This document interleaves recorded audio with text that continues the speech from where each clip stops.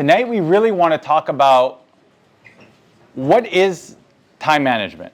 You know, I hope you come out of here tonight with a better sense of how to value our time and how to use our time. Does that make sense? And feel free to interrupt, you know, throw fruit man, whatever you have. Can I ask the people Please. in the back all the way? Can you hear? Well? Can you hear me? Time management. See, he got the main thing. This is great. I hope more people in the back. You don't have to hear anything. I don't get it. So, is it better with the mic? I think so. Yeah. Okay. Is this better? Yeah. Okay. So, importance of time, Torah's view on time, what to spend our time on, and then we're going to go through an example of a schedule. So, I'm going to ask you a question, not a trick question. What is the one thing you cannot live without? Persians are like, Gondi, Tadik. Aww. She's all yours. No, I'm kidding. Water? Okay. Torah. Torah, wow. Wow. Look at that. You gotta send a picture of this guy to your donors. Forget the donor club. You got it all paid for. This is the kid. Good job. Torah, okay. What else? Sleep. Oh man, you sound like my wife. Shoot, I can't share this with my wife now.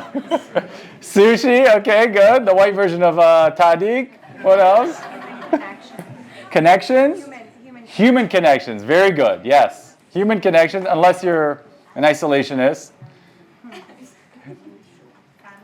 Family, good. So, I'm going to give you a very basic answer. This was very deep, way beyond my pay grade. Time. Right? I mean, I told you guys, not a true question. Time. The only thing you won't get back is time. We will never have this moment again. Think about that. Time stops for no one. There is no way to stop time. You do whatever you want to do, but it's going to keep going. All right? So, I want to understand the concept of time. How do we view time? How do you think we view time in our generation? I should say in your generation. Got the whites here. So how do you view time? Anyone? You guys in the back still can speak, you know. Time. Linearly. So, I want to quote you something Rabbi Jawari taught me from the Rambam. He says, if you look at Bereshit, if you look at the story of creation, it says God put Adam to sleep to create Eve. But it never says he woke him up. You won't find that Adam woke up. And the Rambam says, because we're all spiritually asleep today. We're still sleeping, right? You know, we were in Oahu. Somebody mentioned Hawaii, so I might as well say a Hawaii story. We were in Oahu a couple months ago, and we're in a beach that is known for turtles, right? You go to Hawaii, you got to see a big fat turtle. Do nothing, just sit there on the sand. And I see a guy, he's got the Maui. Anybody see Moana? Right? He's got the Maui tattoos. Like, it's like weird. Like, those are like Hawaiian tattoos. You see that, you know the guy's local. So I go to him, I'm like, are you a local? And he's like, yeah. And I said to him, do you actually come here a lot? Or is this just us tourists? He says, my kid's kindergarten is right there. You remember that? My kid's kindergarten, like literally right there on the beach. So you got to be kidding me. Here we are in LA, you know, thinking we got the life. This kid's kindergarten is right there on Turtle Beach. So a lot of us go through life without realizing what's important. Anybody heard of a midlife crisis? What is that? You guys are way too young for that. Okay. But what would ChatGPT say? What is a midlife crisis? What is it? When you regret how you spent your past half of your life. Okay. So, can you see how that can happen to anyone in our generation? We're in such a fast-paced world that we don't take a moment to stop and think, what am I living for? Rav Noach Weinberg, the founder of H. Zatzal, used to say, the battle for life is the battle for sanity. The battle for life is the battle for sanity. We are so engrossed in our technology, in our gadgets, in everything you could think of, but what's really important in life. Feel free to disagree, by the way. So, ultimate freedom in life is being in control of our time. Not having time in control of us. Right? How many of us, I was just with a friend, it's like, hey, did you watch the show? Nobody Wants This. I said, yeah. I saw it in one night. I'm like, dude, it's been 6 months my wife and I haven't finished it. Like, what do you mean? Oh, I binge watched that. Couldn't stop watching. I was wiped the next day. Now, who's in control? Is he in control of his time, or is time in control of him? Right? Time is in control of him. So it's very important we're in control of time. And that's why the first mitzvah, the ultimate freedom that we have is routine. What's Pesach? What do we do on Pesach night? Come on, I know it's not Pesach yet. All right, it's called a Seder. Seder means order, right? Because the ultimate freedom is having a routine. And that's why the first mitzvah that's given to the Jewish people is what? Shabbat. Nope. Perfect. Good. You're catching on. You got the theme of the night. He's a quick learner, Chaz. So, ChatGPT. No. So, first mitzvah is being in control of our time. Is the new moon, the sanctification of the new moon. And the Sephorno, one of the earlier commentaries says, why is that so important? Why did God give that to us? Because that's true freedom. God is telling us you are in control of your calendar. So, raise your hand if you want to be a millionaire. Sorry, I forgot it's like a Middle Eastern crowd. We're thinking billions here. Got the wrong crowd. It's not the Ashkenaz show down the street. So, I'm going to give you a tip from Dr. Lieberman. He's one of my favorite authors, speakers, writers. Thank you. I'll just throw it on, no worries. So, what is his tip for being a millionaire? Being financially successful, you define that. The key, he says, is self-control. And self-control all starts with controlling our time. Everyone knows the famous Mark Zuckerberg. Only wears gray t-shirts. Why? He doesn't want to spend time thinking about his clothes. Right. By the way, where did he get this from? The Torah. Chavetz Chaim lived in the early 1900s.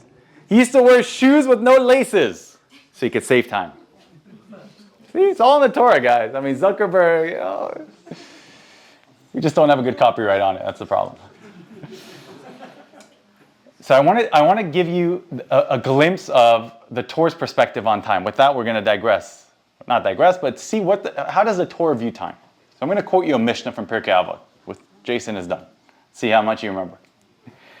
The Mishnah goes like this. It says the day is short. What does it mean the day is short? How would you define that? What's that? Not enough hours of the day. Good. Not enough hours of the day. Right? The rabbi's given an analogy. Life is like the shadow of a bird. I'll just yell. Life is like the shadow of a bird. Why the shadow of a bird? Fleeting. Have you ever looked at the shadow of a bird? The second you look up, so you see the shadow, you look up, and guess what? The bird's gone. That's the analogy to life. I'm not kidding. Ella, our oldest, is almost 11. She thinks she's like 17, but she's almost 11, I guarantee it. And it is like this the day she was born.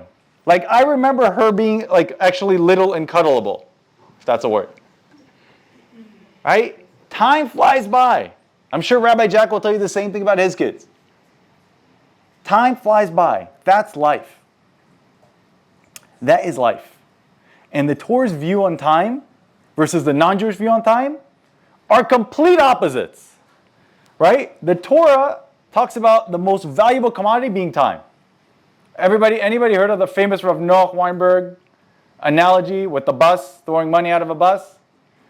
He said, would you ever see someone throwing money out of a bus window? Would you throw money out of a bus window? This is back when people took buses.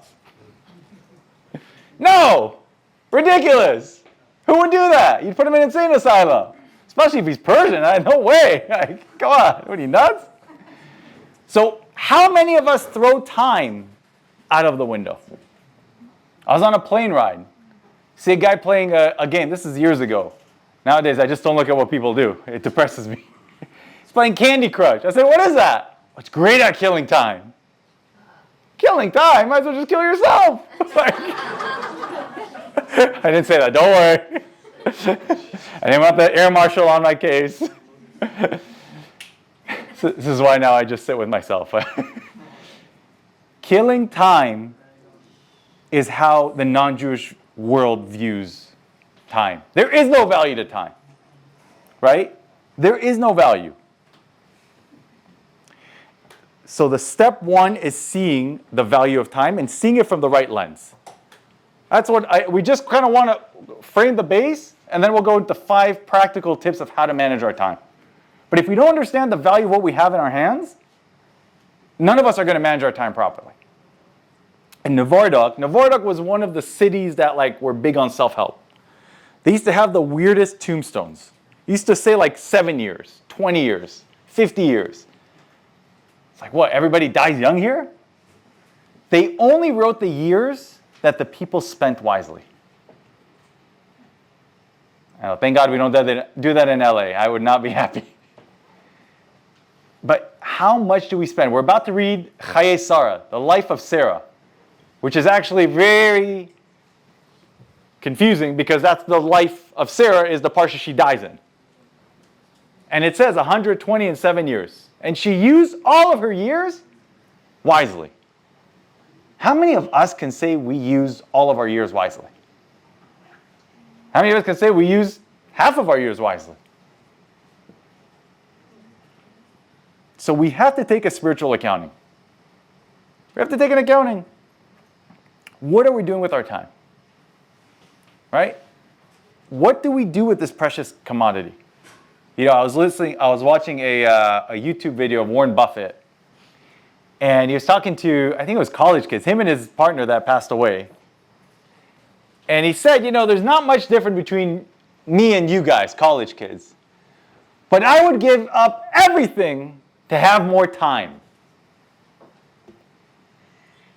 Everything. So, why don't we figure that out before we get to the Warren Buffett age? Right? Let's figure out what to do with that time. Judaism is very big on accounting. That's why there's a lot of Jewish accountants. It's in our DNA. The Vilna Gaon, I said this before, but it's worth repeating. The Vilna Gaon explains when you sin, there's something called the din and a cheshbon. You have to give an accounting and a judgment for your sin. And the Gaon of Vilna explains that you have to give up the opportunity cost of what we could have done with that time that we wasted. What could we have done with that 10 minutes that we spent on Nourishkeit, nothingness? Got to throw in some Yiddish for the 2 white people here. Right? What do we... Yeah, you know who you are. You stand out like a sore thumb. I have a question. What's Nourishkeit? I'm kidding. What do you think is a good use of one's time? Beautiful. But more specifically, let's say the guy who was playing Candy Crush on the plane, what do you think would be a better use of his time on a plane? Great. He's on a plane, What do you want him to do on a plane? Stare at the window? He didn't even have I had the window seat, so he was but in the middle. So, what was your name? Ronit is asking, what's a good use of time? We're going to get to that literally in probably 45 seconds. What does the Torah view a good use of our time? But I'll give you an example of the plane, because unfortunately or fortunately, I have to fly somewhat often for work. I have a 3-3-3 rule, a 1/3 rule. 1/3 of the flight goes towards learning, Torah, self-growth. 1/3 is resting, if it's a business flight, because I need to land and actually do something productive. And the other 1/3 is work. So it's 1/3 pleasure, 1/3 work, and 1/3 growth. Right? You just break it up. There's nothing wrong with enjoying. But do we get carried away with it? Is our entire life Candy Crush? I don't know what the popular game is nowadays. Or do we have other goals in life? The world has caught on, and we'll get into more detail, but the world has caught on to this idea of the value of time. And this idea of opportunity cost. At a recent presentation, Mr. Rogers, who's Walmart's CMO, said that finally time has caught up with money in terms of importance. How many of you shop on Amazon? Daily. Thank you, Ella, for raising your hand and being honest. That's very nice of you. I don't know if there's like a power shopper alert, but like Ella would have one. So why do you shop on Amazon? Right. I mean, sometimes it's cheaper. Good. That's your Jewish side coming out. Sometimes it's cheaper, but it's definitely more convenient. It's definitely faster and more convenient. I barely go to grocery stores. Like, you'll Instacart, DoorDash. It's just, nowadays, we're so focused on saving time, yet we waste so much time. So, what should I spend? Well, Ronit's question is, what should we spend our time on? King Solomon said, the wisest man who ever lived, it's better to go to a house of mourning than a house of joy. Why? It's better to go to a funeral than a wedding. He must have not had Persian weddings in his days. It's probably just Ashkenaz weddings, which kind of similar to a funeral. I'm kidding. Have to delete that from the... My first Persian wedding, honest. My first Persian wedding, I went with my wife. I think it was before we got married. We were like engaged or something. And I was just waiting for them to go down the aisle. Nice, somber, like walk down. All of a sudden, the DJ blasts some like dance, techno music. And I see like these two people like jumping around, trying to dance. I'm not sure what they're doing. But like, it was a big eye-opener. But King Solomon says, don't go there. Go to a funeral. Why?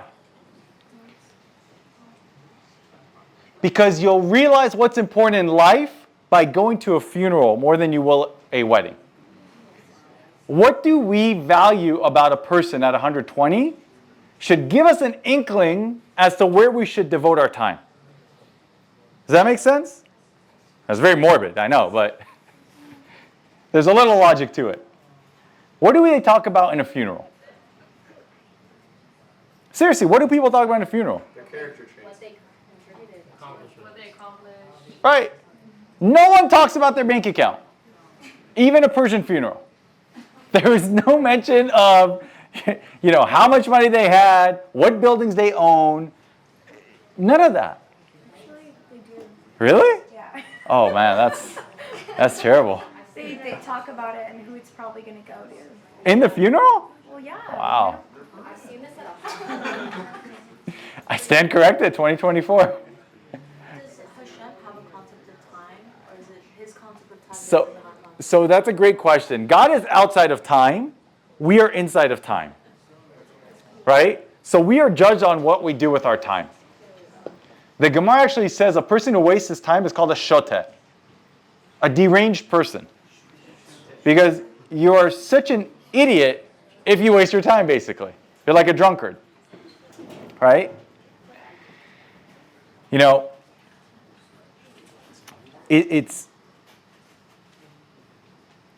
important that we realize, we were just at a tefillin ceremony. Apparently kids have a tefillin ceremony. And the two things they said about the dad was that he puts his kids to sleep, and one day he saw a homeless guy. His kid wanted to give his shoes to this homeless guy. He said, Daddy, the homeless guy needs shoes. So the dad took off his own shoes and gave it to the homeless guy.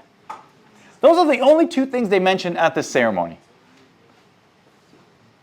You hear? What we do with our life, how we impact others, how we refine ourselves, what do we leave in this world? That's what's important. I'm not saying we all become Mother Teresa, right? Maybe wrong religion, bad example, but you get the point. But we should all strive to say, what should I do? What should I be spending my time on? You know, you're all, I'm assuming everyone is single here, at least not married. Yeah, okay. So, I guess I got all quiet, I don't know. It's usually young professionals here, I'm not sure. In last week's Parsha, we read about Avraham Avinu. Avraham is promised by God himself that you're going to have all these blessings. And Abraham replies back to God, as a typical Jew would, chutzpahdik, but saying, this is worthless to me if I don't have a child. You hear? He's being promised all these blessings by God. You know, anybody in our generation is like, well, your money, fame, everything you want, great. Who needs kids? But Abraham is teaching us an amazing lesson. Real joy, real happiness, real wealth is raising a family. You know, in this generation, there's a lot of people who are single. And you have more opportunities to date and get married than, you know, in my generation we ever had. Right? I mean, there is zero excuse to be single. And I hear them all, by the way. I'm not saying there aren't. We have a guys' night almost every week at my place. I hear the guys' version of excuses all the time. I could be here all night. But if you really value your time, you don't want to get older and then raise a family. Take advantage of that now. You know, somebody asked me, how old were you when you got married? I had to think about it. I was 26. I just turned 26. And I can tell you, I barely have enough energy for these kids, thank God. I barely have enough energy. I mean, kids have, like, they don't need sleep. They don't need anything. You know, they could jump on you multiple times in like 1 minute. It's incredible. It's amazing. Yeah, see, Ella, it's proof. But do it when you're young, when you have energy. Value your time. Now is the time.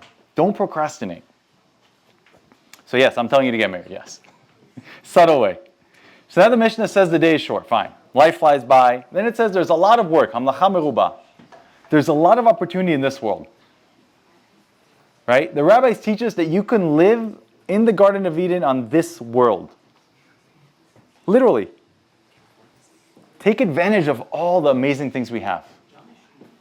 Right? How many days was Moses on Mount Sinai? Wow. You guys do have a Parsha class. Impressive. 40 days and 40 nights. Did he sleep one night? He didn't sleep. He must have. He didn't. 40 nights, didn't sleep. He was Moshe Rabbeinu. I thought you were going to say Celsius. I was going with the kosher version, you know. Why? Because when you have an opportunity to, if you're in a vault, if I put you in a bank vault and said, take whatever you want, you have 36 hours, I guarantee you won't be sleeping without Adderall. I know, you're Sfahani, I got that right, I got it. Don't trip. And that's where we are in this world.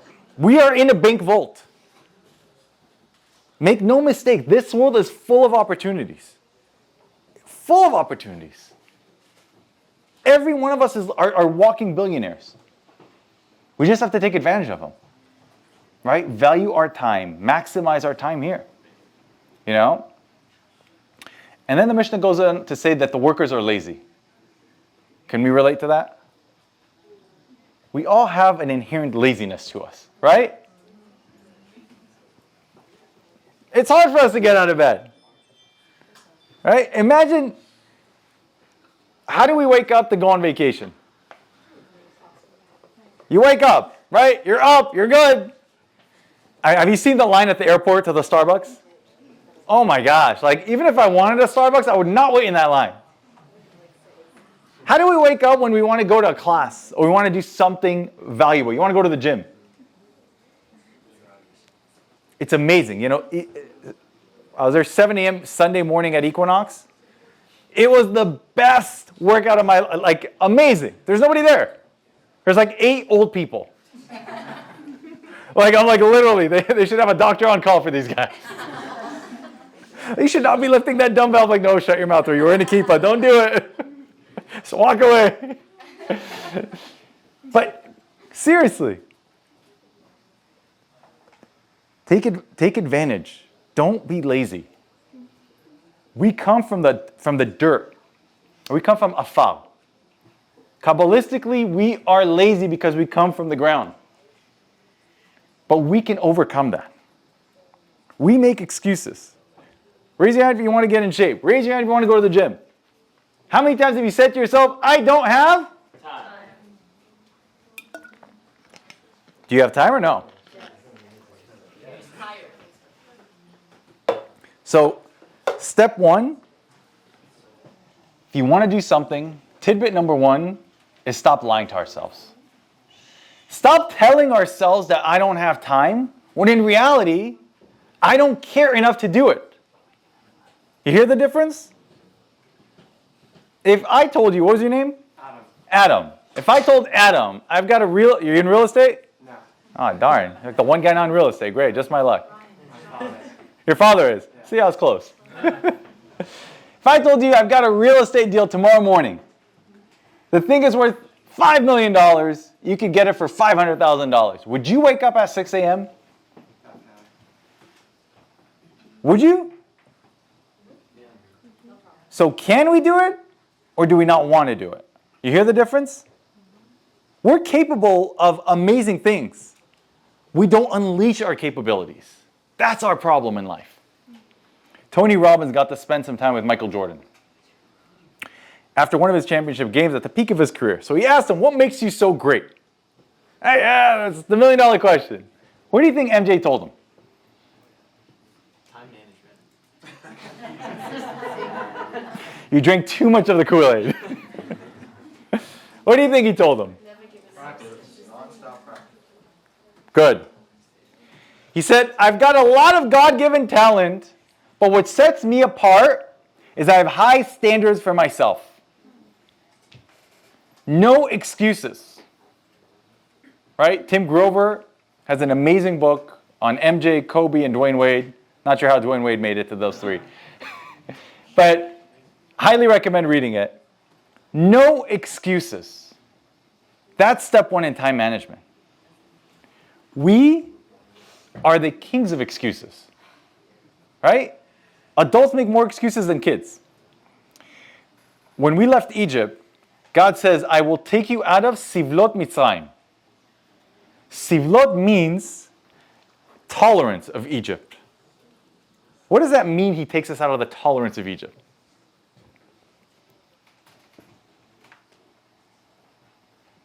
We grow accustomed to tolerating the status quo. We're okay with the status quo. But you can reach greatness. You can do so much more. I'm happy where I am. You hear that? God had to take them out of that mentality. And by the way, God failed. Moses failed. That slave mentality, that mentality of just tolerating, of just not being able to get out of that, they all had to die in the desert. Each and every one of the Jews that were over 20 years old, if I'm not mistaken. It's very hard to get out of that mindset. But that's the key. Right? How many times do we fall into that trap? We stay in a bad relationship because we're just comfortable. We're creatures of comfort. We stay in a bad job. Why? Creatures of comfort. You know, sometimes I see people, I'm like, how do you take that? You just get a shoulder shrug, right? What do you mean? Do something. So I want to end with 5 practical things that I try to live by, and maybe you'll enjoy as well. First step to time management and really conquering the day is the first mitzvah in the code of Jewish law is wake up like a lion. Good, Kayvon. You wake up like, it's happened to me this morning. I couldn't wake up. I look at the alarm. I'm like, okay, it's 6 a.m. I can make an early minion right now. I can hit the gym at 7. I could be back and make breakfast for the kids at 8:15. But I'm comfortable. It's cold outside. Did you feel the wind this morning? I heard the wind. I'm like, I don't want to get out there. I'm cozied up here. Wake up like a lion. That's what I try to tell myself. Wake up and conquer the world. Right? We're selfish by nature. We're lazy, yes. Lions are lazy. I know. I watched, Super lazy. it's so funny. I watched Planet Earth. Ella and I, we do a lot of things together. One of the things is watch TV. Don't tell mommy. And lions do wake up in a very lethargic state. They're more night. They sleep all day, actually. Only after Yes. after they eat. Yeah, well, the women get But the lion is the king of the jungle. the food. You have to understand the analogy. The lion is the king of the jungle. When it says wake up like a lion, you wake up like the king of the world. You're waking up to conquer this day. You're not waking up to just move along life. Right? You're waking up because this day has amazing opportunity. I can't wait to wake up. That's the mindset we should have. Wake up with a purpose. The Lubavitcher Rebbe says there's 3 types of people when it comes to time. 3 types. Number 1 is depressing time. Life passes by them. Day comes, day goes. Nothing's changed. Right? Sometimes you watch people, like, they're just, years will go by. And the goals haven't materialized. Remember, I talked to a guy at the gym. You got a lot of heart-to-hearts at the steam room. And, you know, Roy, I've stopped partying. Yeah, I can't say Baruch Hashem in the steam room. I'm just thinking Baruch Hashem, right? I've stopped going to parties. I am serious about dating. I said, great. This was, I think, 5 or 6 years ago. Still single. Some people, time just goes by. That's the first type of person. The second type is purposeful living. What does that mean? What's purposeful living? Living with purpose. Wow. Everybody, round of applause.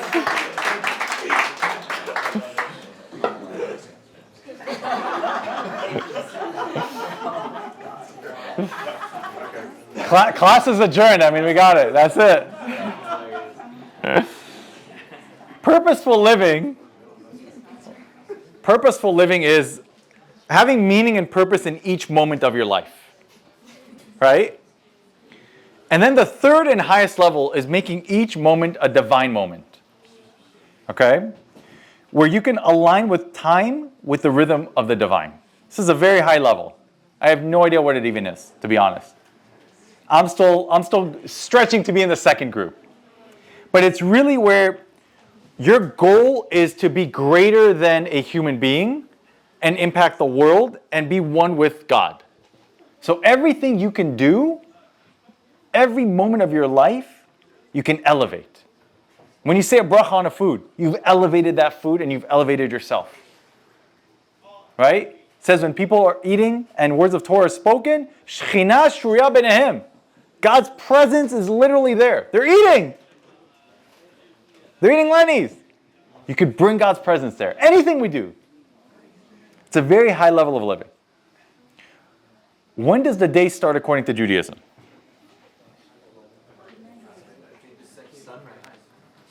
Sunrise, okay. When does the day start? Sundown. Ah. When does Shabbat start? Sundown. You hear? Why does the Jewish day start at night? Weird. It's teaching us, you want to have a successful day? It starts at night. You're going to go out till 2, 3 in the morning? Great, good luck tomorrow. You'll need it. I mean, there's no shortcuts. The day starts at night. Right? Judaism is not saying don't enjoy life. There's a time and place for everything. But if you're partying every night till 2 or 3 in the morning, and you're trying to get your business up and running, or you're trying to date, you may want to reassess your priorities. I have no idea how you guys do this. We had back-to-back weddings. I was telling Nima this. And my wife and I were literally like wiped. I don't care how many espresso shots we had the next day. We were done.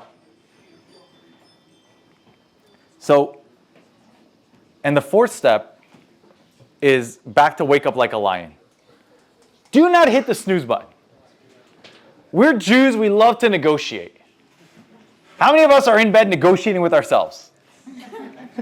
All right? 5 more minutes, come on! I'll be so much more awake! That Zoom meeting is going to go so much better! Just 5 minutes, 10 minutes. We're literally just nonstop negotiators. Just one muffin, like one donut. Stop negotiating, right? Are you a winner? Are you looking to conquer the world? Or are you looking to just pass by the world? If you're looking to conquer, it starts with your first act of the day. And it better not be snooze. If your first act of the day is snoozing, I mean, good luck. But if your first act is you wake up and this day is my day, that energy will reverberate and take you that whole day. It'll carry you on. Step 2 of 5 is no excuses. Right? We talked about that. No lying to ourselves. Right? Be honest. I don't want to go to the gym. I'm too lazy. Period. LSR started kickboxing training once a week. I thought she knew, once a week, 3-time world champion kickboxing trainer, literally kicks her butt. First time she did it, I honestly felt bad. I was like the dad who's like, oh, my baby girl, like she's either going to puke, pass out. I wasn't sure which one. And now she's like, Daddy, when is he coming back? Come on, when is he coming? No excuses in life. You want something, you get it. Period. The third one is one of my favorite little tricks. It's called habit stacking. The book Atomic Habits made this famous. But in short, habit stacking is taking, let's say I'll give you an example, which makes it easier to explain. You go to the gym. A lot of gym talk today. You go to the gym. This is sponsored by Equinox. And you really want to learn, but you're at the gym. So you listen to a Torah tape on Torah Anytime while you work out. That's called habit stacking. You're now exercising and you're learning at the same time. You hear? There's multiple ways, like when I pray in the morning, when I meditate, I like to stretch. So I get my stretching in. The old Persian guys hate it. They're like, what is this guy doing? And I get my davening in. Habit stacking is an amazing key to maximize your time. The fourth thing is surround ourselves with good people who appreciate time. Does anybody disagree with that one? If everyone in your surrounding is just squandering time away, it's very hard to maximize our time. Tony Robbins said it best. The best way to raise our standards, he said, is to raise the standards of who we hang out with. Right? Raise the standards of those around us. And the last one is do it and do it now. Pirkei Avot says, a different Mishnah, if not now, then when? If I don't do it now, then when? Don't procrastinate. One of the worst things from a time management, from just life advice, just don't procrastinate. If you have an opportunity, if you have something, grab it. Do it now. Don't wait. There's no advantage to waiting. I mean, okay, in certain business exceptions, if you need more research or whatever it is, fine. But you have an opportunity, come on. Don't squander it away. And the Mishnah ends with saying you don't have to finish it, the job. How many of us get intimidated by something? How many of us get intimidated? It's a daunting task, right? You got to put a product out in the market. I don't even know where to start. You got to go date and meet someone and get married. Where do you start other than Ashlet? Nice plug, right? Go to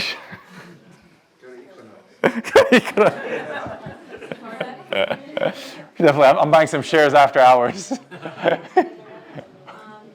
that like you have to be in control of your time, but like, wouldn't Shabbat kind of be like a contradiction of like keeping your time? Because Shabbat, like, time is at a standstill. Good question. For me, at least, I'll tell you personally what Shabbat is. It's a time to detach from everything that's grabbing my time. And now, like, I don't even need to see what time it is because I don't care. I got nowhere to go, right? I can play with my kids and there is no phone nearby because I can't use it. It's a time to really do what's important in life. For me, at least. It's a time to be with my family. It's a time to be with my friends. It's a time to wait, in line to get your food at shul for a couple hours. It's a good time. It's really just, it's a time where time freezes in a way to allow us to do what we want to do. Does that make sense? Because otherwise, I'd be connected to my phone and work. Sundays, I'm still working. All right, but Shabbat, 3-day Yom Tov, good luck. Good luck getting a hold of me. It's funny, I was doing a project with Google a number of years ago, and the guy was Asian, the guy on the Google side. And it was a 3-day Yom Tov, of course, my luck. And we have a big deadline. And he says to me, okay, I'm going to reach out to you tomorrow when the test passed, etc. And I said, no, I can't be reached. He said, no, I'm going to reach out to you. I'll email you. You want me to call you, email you? I said, no, none of those will work. I can't be reached. It's a holiday. He was so confused. He literally called me right after. He's like, what's going on? What is this holiday? I was like, I'm Jewish. We deal with a lot of Jewish people. Nobody else is off tomorrow. Doesn't matter what it is. It's a time to detach. So in life, we often get intimidated. The key to breaking that intimidation is to break up the goals. A lot of time management is we get so overwhelmed with something, we just have to take a break and we don't know what to do with our lives. Because at this point, we don't know how to attack this challenge we have. So we waste our time because we're so stressed. Does that ever happen to anyone? Yeah. Okay, good. I'm glad it's just not me. So break up into certain groups, right? Break it up into short-term, long-term. Just break the mountain up, okay? So those are the 5 things. We'll just recap what we did, and then if anybody has questions, otherwise I will take Ella to bed. First thing we talked about was importance of time. All of us are asleep, right? Importance of time, to wake up and see what's important. Pesach, routine. Routine is so important in life. We talked about the opportunity cost. Amazon. The end of life, going to a funeral, realizing what's important in life. And then working backwards. What's important in life? Okay, let me fix my day accordingly. We said the day is short. Complacency, Michael Jordan. Right? Hold ourselves to higher standards. Higher demands of ourselves. We don't need to finish the job. And then we talked about the 5 steps. Wake up like a lion, not a literal lion, but like you're going to conquer the world. Stop lying to ourselves. Habit stacking, good energy, and doing it now, not procrastinating. If we do all of these things, we'll be in control of our life and our time. So any questions about routine, schedule, time? Wow. That's great. Did anybody even hear anything I said? No.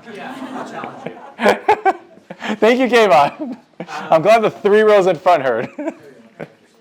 So, one of the things you kind of mentioned is you want to make sure you kind of don't get stuck in this rut and just let the days go by. Yes. But there's also simultaneously so much value in doing something routine. Not only do you become better at it, but also, right, making sure it's in your schedule allows you to block out that time. So how do you run those simultaneously where you don't want to kind of get stuck in the rut, but at the same time, you want to make sure you get better and continue to do X? So Kayvon's asking a great question. How do you have a routine but not get stuck in the routine, right? So it's very important to have a routine, but the routine can't be in control of you. You're in control of the routine, right? Something comes up, you change it up. But you have goals in your life that nothing will make you deviate from those goals. Right? If it's to get married, then your goal is to go on 2 dates a week, let's say. I don't know, is that like too little? I don't know. Just throwing it out there, all right? I don't know anything about the dating world now. But if your goal is to be financially successful, then here is where I need to be in a year, in 5 years, in 10 years. Whatever the goal is, maybe 2 is too much or too little, but set goals for yourself and set a routine that will help you actualize those goals. Does that make sense?